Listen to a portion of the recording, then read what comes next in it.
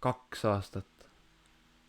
Ja ongi jah, täpselt 2 aastat olen ma mõelnud, planeerinud, kuidas seda klippi selles videos teha. Ning siin ma olen ning mul pole ausalt öeldes õrna aimugi, mida ma rääkima hakkan. Need, kes te teate mind, te teate, kes ma olen, millega ma tegelen, kuhu ma lähen. Võib-olla on siin keegi, kes mind näeb esimest korda. Sellisel juhul, tervist, minu nimi on Robin, ma olen 18-aastane. Vabal ajal tegelen ma tennisega, mängin klaverit, teen videoid. Hiljuti lõpetasin 11. klassi, ühesõnaga üks tavaline Eesti noormees, ei midagi erilist. Kuid 2 nädala pärast see kõik muutub. Las ma selgitan. 2 aastat tagasi tuli mulle idee hakata vahetusõpilaseks, jätta mõneks ajaks maha kõik, pere, sõbrad, Eesti ning minna aastaks ajaks võõrasse riiki, võõrasse perre, võõrasse kultuuri ja proovida seal sellises vanuses üksi hakkama saada. Igatahes, siin ma olen hetkel küll oma garaažis, aga mõne aja pärast 12 000 kilomeetri kaugusel riigis nimega Uruguay ning mis veel parem, ma võtan teid kõiki sinna kaasa. Enne kui me edasi liigume, tahan lihtsalt mainida, et kui sulle pakub huvi, miks paganama pärast ma Uruguaysse lähen ning mille pärast ma nii kaua olen oodanud, siis võid lugeda mu endist vahetusaasta blogi, mille ma kahjuks koroona tõttu riigivahetuse puhul ära lõpetasin. Sealt leiad üldse üldist infot vahetusaastale eelnevast protsessist ja saad teada, miks ma veel 3 päeva tagasi maailma pikimasse riiki Tšiili oleksin pidanud minema. Aga nüüd, vamos! Ja Romili, räägi, kus me lähme? Me läheme vahetusperele kinkiust. Jah, minek on täpselt 10 päeva pärast. Kuidas on tunne saata oma poeg teisele poole maakera? Hetkel ei ole veel kohale jõudnud. Ma arvan, et ma ei oskagi öelda. Ma arvan, et see jõuab kohale lennujaamas alles. Ma olen tegelikult ise seda nii kaua oodanud, et sa sinna minna saaksid. Aga et see päriselt nüüd juhtub, et see ei ole veel kohale jõudnud.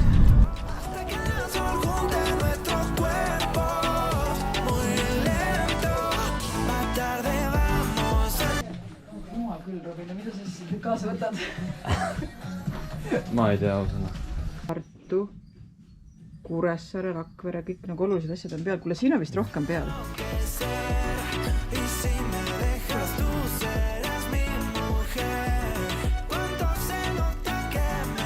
Näitaks täiega palju, nagu kui sõbrad tekivad. Oota, oota nüüd, pane kõigepealt pane.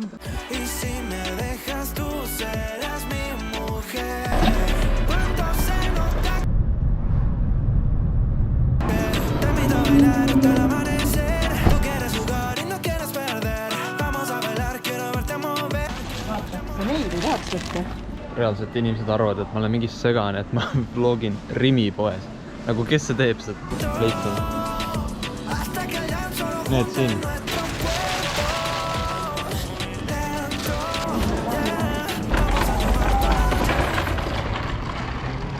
Okei, kui ma nüüd täiesti aus olen, siis mul pole nagu mitte mingit tunnet, et ma kuskile minema hakkaks. Nagu täiesti null. Ma arvan, et see ongi siis, et kui ma lähen lennujaama, siis ma saan päriselt aru, et ossa pagan. Aga praegu nagu, aga eks me näe.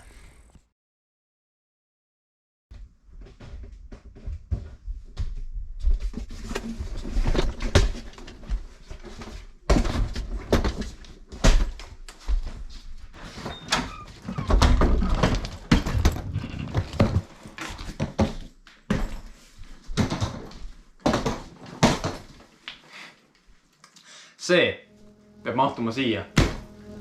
Ning mul on vähem kui 4 päeva aega, nii et peaks vist pakkima hakkama.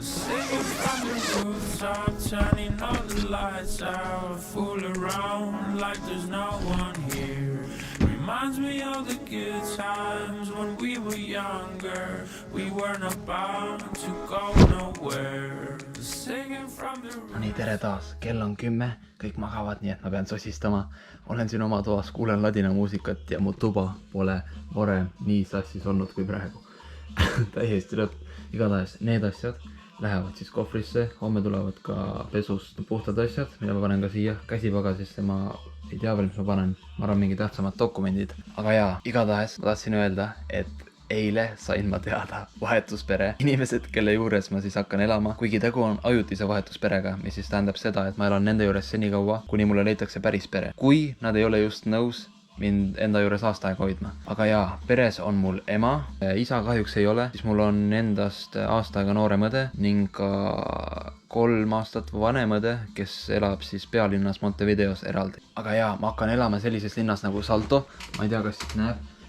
Siin on mul kaart, Uruguay on siin ja Salto asub siin päris üleval Argentiinaga täpselt piiri pealt, vahet läbi jõgi, nii et Salto asub siin ja seal elab umbes 110 000 inimest 4 päeva pärast. See ei tundu lihtsalt reaalne.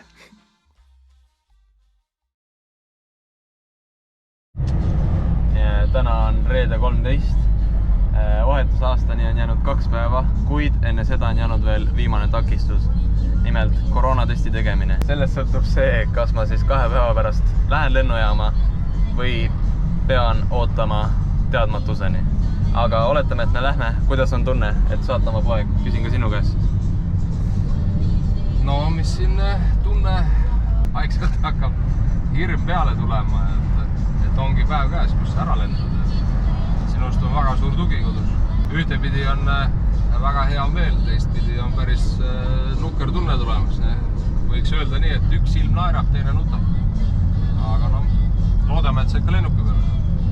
Oo jaa.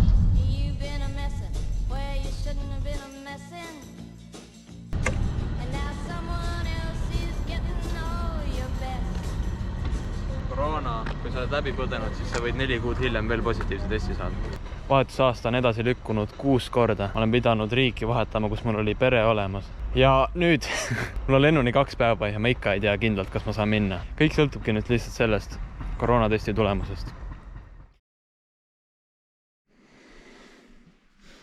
Ma sain just kirja, et mul testi tulemus on tulnud. Ma ei ole veel seda avanud, ma kardan, mu käsi väriseb. Oh my god. 2 aastat. Ja siin ma olen. Ja sellest nüüd sõltub kõik, kas ma saan minna või ma ei saa. Palun. Ei ole võimalik. Ei ole võimalik, ma lähen. Jaa, see oli just päris äge klipp, mida te nägite. Ja igatahes siin ma olen tund aega hiljem ja ma ei suuda uskuda, mida ma oma arvutiekraanilt näen. Homme tuleb lõpupidu, mida ma olen oodanud väga kaua. Ja üldine tunne praegu. Oh my god.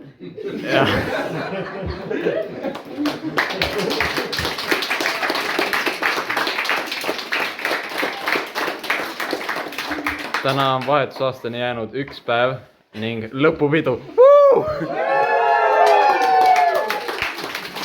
Tõepoolest vahetusaastani on jäänud 1 päev. Bren, kuidas on tunne saata hea sõber ära? Väga kurb. Hakkab kahju. Aga noh, vähemalt saab tänase päeva ära juua. Jau! Sanna, kuidas on tunne? Lähe!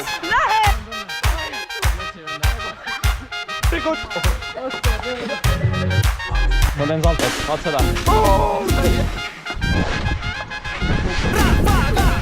Kasvu, kuidas on tunne saata hea sõber ära? Robert, tule siia! Enzo, kuidas on tunne? Sa võid minna, ma ei jää sind igatsema. Sandra, kuidas on tunne saata klassivend ära? No tegelikult on suht kurb olla, aga Oi, ei. ma saan hakkama. Ei ole hullu, kõik hüppame kohe. Jaa!